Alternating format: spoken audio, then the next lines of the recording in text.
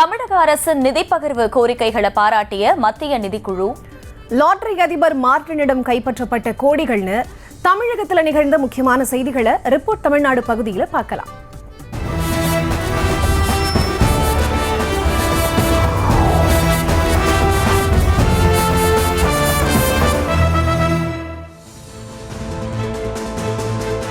மற்ற மாநிலங்களின் கருத்துக்களை கேட்ட பிறகு தமிழ்நாடு அரசின் நிதி பகிர்வு பரிந்துரைகள் குறித்து ஆலோசித்து முடிவெடுப்போம் என 16வது நிதிக்குழுவின் தலைவர் அரவிந்த் பனகாரியா கூறியிருக்கிறார். சென்னையில் நடைபெற்ற நிதிக்குழு கூட்டத்திற்கு பிறகு செய்தியாளர்களை சந்தித்த அவர் மற்ற மாநிலங்களோடு ஒப்பிடுகையில் தமிழ்நாடு அரசின் கோரிக்கைகள் அடங்கிய தொகுப்பு சிறப்பாக இருந்ததாக பாராட்டினார். அனைத்து தரவுகளுடனும் ஆதாரப்பூர்வமாகவும் தமிழ்நாடு அரசின் அறிக்கை சமர்ப்பிக்கப்பட்டதாக தெரிவித்தார். மேலும் உள்ளாட்சிகளுக்கான நிதி ஒதுக்கீட்டை 5% இருந்து அதிகரிக்க வேண்டும் எனவும் இந்தியாவின் மொத்த GDP 8% பங்களிப்பை வழங்குவதால் அதே அளவிலான நிதி பகிர்வை எதிர்பார்ப்பதாக தமிழ்நாடு அரசு தெரிவித்திருப்பதாகவும் கூறினார்.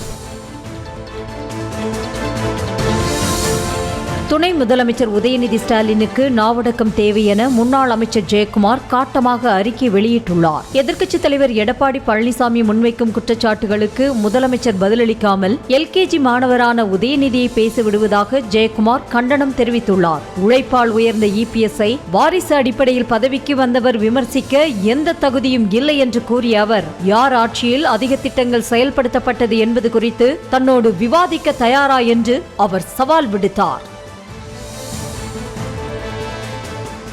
நடிகை கஸ்தூரி சிறையில் நல்ல மனநிலையில் இருப்பதாக அவரை சந்தித்து விட்டு வந்த அவரது வழக்கறிஞர் பிரபாகரன் தெரிவித்திருக்கிறார். புழல் மத்திய சிறையில் செய்தியாளர்களை சந்தித்த அவர் தெலுங்கு சமூகத்தினரை அவதூறாக பேசியதாக கைது செய்யப்பட்ட போது கஸ்தூரி வேறு மாதிரியான மனநிலையில் இருந்ததால் கூச்சலிட்டதாக தெரிவித்தார். தற்போது சிறையில் சக கைதிகளோடு சகஜமாக பழகி வருவதாகவும் சிறையில் சிறப்பு சலுகைகள் எதுவும் கேட்கவில்லை எனவும் தெரிவித்த அவர் கஸ்தூரியின் ஜாமீன் மனு நாளை விசாரணைக்கு வரவுள்ளதாகவும் உறுதியாக ஜாமீன் கிடைக்கும் என தெரிவித்தார்.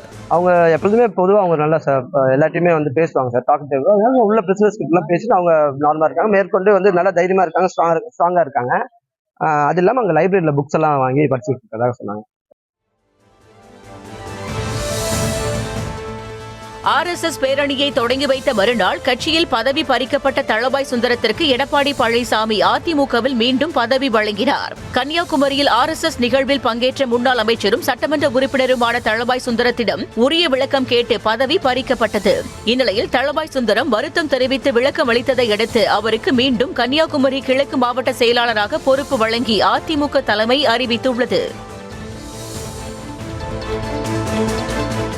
லாட்டரி அதிபர் மார்டின் தொடர்புடைய இடங்களில் சோதனை நடத்திய அமலாக்கத்துறை அதிகாரிகள் 12,41,00,000 ரூபாயை பறிமுதல் செய்திருக்கின்றனர். கோவையைச் சேர்ந்த மார்டின் சிக்கிம் மாநிலத்தில் லாட்டரி விற்பனையில் முறைகேடு செய்து 910 கோடி ரூபாயை பல்வேறு நிறுவனங்களில் முதலீடு செய்ததாக புகார் எழுந்தது. இதுகுறித்து வழக்கு பதிவு செய்து விசாரணை மேற்கொண்டு வரும் அமலாக்கத்துறை தமிழ்நாடு, மேற்கு வங்கம், கர்நாடகா, உத்தரப்பிரதேசம், மேகாலயா, பஞ்சாப் உள்ளிட்ட மாநிலங்களில் மார்டினுக்கு சொந்தமான 22 இடங்களில் மீண்டும் சோதனை நடத்தியது. இதில் வங்கி வைப்பு தொகை 6,42,00,000 ரூபாய் முடக்கப்பட்டதாகவும் முக்கிய ஆவணங்கள் பறிமுதல் செய்யப்பட்டதாகவும் அமலாக்கத்துறை தெரிவித்திருக்கிறது. உணவகங்களில் பிளாஸ்டிக் பொருட்கள் கண்டறியப்பட்டால் கடும் நடவடிக்கை எடுக்கப்படும் என உணவு பாதுகாப்புத்துறை அதிகாரிகள் எச்சரித்துள்ளனர். இது தொடர்பாக சென்னை மாவட்ட உணவு பாதுகாப்புத்துறை அதிகாரி சதீஷ் ஹோட்டல் உரிமையாளர்களுக்கு அனுப்பியிருக்கும் கடிதத்தில் அதிகாரிகளின் ஆய்வின் போது ஹோட்டல்களில் தடை செய்யப்பட்ட பொருட்கள் கண்டறியப்பட்டால் அபராதம் விதிக்கப்படும் என தெரிவித்திருக்கிறார். முதல் முறை 2,000 ரூபாய் அபராதம், இரண்டாவது முறை 5,000 ரூபாய் அபராதம், மூன்றாவது முறை 10,000 ரூபாய் அபராதம் விதிக்கப்படும் என்றும் அதையும் மீறி தொடர்ந்தால் உரிமம் ரத்து செய்யப்படும் என்றும் தெரிவித்திருக்கிறார். தர்மபுரி அருகே மருத்துவர்களின் அலட்சியத்தால் பிரசவத்தின் போது தாய் சேய் உயிரிழந்த நிலையில் பாஜக பிரமுகரின் மருத்துவமனையின் தரம் குறைக்கப்பட்டுள்ளது. குமாரசாமிப்பேட்டையில் உள்ள பாஜக மாவட்ட தலைவர் பாஸ்கர் என்பவருக்கு சொந்தமான விஜயா மருத்துவமனை நோயாளிகளுக்கு வழங்கப்படும் மருத்துவ வசதிகள் அடிப்படையில் லெவல் 3 இருந்து மல்டி ஸ்பெஷாலிட்டி தகுதி வழங்கப்பட்டது. ஆனால் கடந்த வாரம் பிரசவத்தின் போது தாய் சேய் உயிரிழந்ததால் லெவல் 2 தரம் குறைத்து மருத்துவத்துறை இணை இயக்குநர் மருத்துவர் சாந்தி உத்தரவிட்டிருக்கிறார். அதிமுக பொதுச் செயலாளர் எடப்பாடி பழனிசாமி பங்கேற்ற நிகழ்ச்சியில் கலந்து கொண்டு பேசிய அரசு பள்ளி ஆசிரியர் மீது துறை ரீதியான நடவடிக்கை எடுக்கப்பட்டுள்ளது. சேலத்தில் கடந்த 14ஆம் தேதி விவசாயிகள் சார்பில் நடத்தப்பட்ட கூட்டத்தில் EPS கலந்து கொண்டார். இதில் காவிரி உபரி நீர் குழு தலைவராக செயல்பட்டு வரும் அரியாம்பட்டி ஊராட்சி ஒன்றிய நடுநிலைப்பள்ளியின் ஆசிரியர் சீதாராமனும் கலந்து கொண்டு உரையாற்றினார். இது தொடர்பாக பள்ளிக்கல்வித்துறைக்கு புகார் சென்ற நிலையில் ஆசிரியர் சீதாராமனிடம் அதிகாரிகள் விசாரணை நடத்தினர். அப்போது தன் மீதான தவறை ஆசிரியர் ஒப்புக்கொண்டதால் அவர் மீது ஒழுங்கு நடவடிக்கை பாய்ந்தது. தங்களது நிலத்தை ஆக்கிரமிப்பு செய்தவர்கள் மீது நடவடிக்கை எடுக்கவும் நிலத்தை மீட்டுத் தர கோரியும் திருவள்ளூர் ஆட்சியர் அலுவலகத்தை நரிக்குறவர்கள் முற்றுகையிட்டனர். சோழபுரம் அருகே ஒரக்காடு அலிமேடு பகுதியில் 45 ஏக்கர் நிலம் நரிக்குறவர் மற்றும் பழங்குடியின மக்களுக்கு வழங்கப்பட்டது. இந்த நிலத்தை அதே சமூகத்தைச் சேர்ந்த ஆசிரியராக பணிபுரிந்த ரகுபதி என்பவர் அபகரித்து விட்டதாக கூறப்படுகிறது. தற்போது அவரது மகள் சித்ரா தங்களது இடத்திலிருந்து நரிக்குறவர்களை வெளியேற்றும்படி போலீசில் புகார் அளித்ததாக குற்றம் சாட்டுகின்றனர்.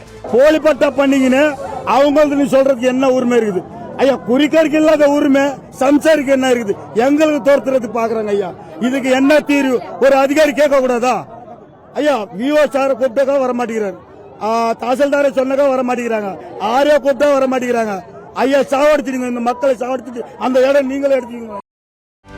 செய்திகளை உடனுக்குடனும் துல்லியமாகவும் தெரிந்து கொள்ள சப்ஸ்கிரைப் பண்ணுங்க.